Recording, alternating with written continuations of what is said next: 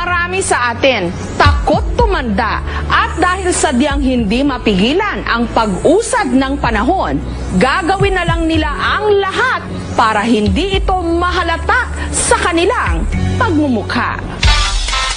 Ang Hollywood actress na si Sandra Bullock, para tanggalin ang kanyang mga eye bags, gumagamit daw ng hemorrhoid cream na karaniwang ginagamit sa almoranas.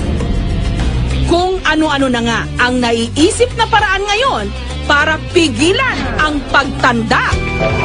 Ang 62 years old namang real estate broker na si Vicky, sasailalim sa isang stem cell treatment kung saan ang gamit na serum gawa pa raw sa mansanas mula sa Switzerland.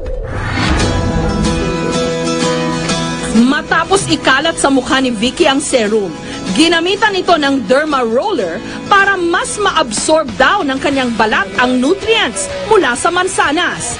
Ang treatment na ito nagkakahalaga ng 5,000 pesos. Ang iba, china-chop-chop nila, pinapahid na lang nila sa face. But in our case, we put it, we blend this apple, real apple, add some catalysts and enzymes, put it in one vial na. So, ngayon, hindi na maselan, hindi na kailangan magbalat.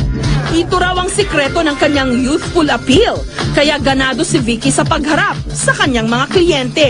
Kasi if I see somebody na parang kaedad ko, parang happy naman ako kasi mas konti ang wrinkles ko.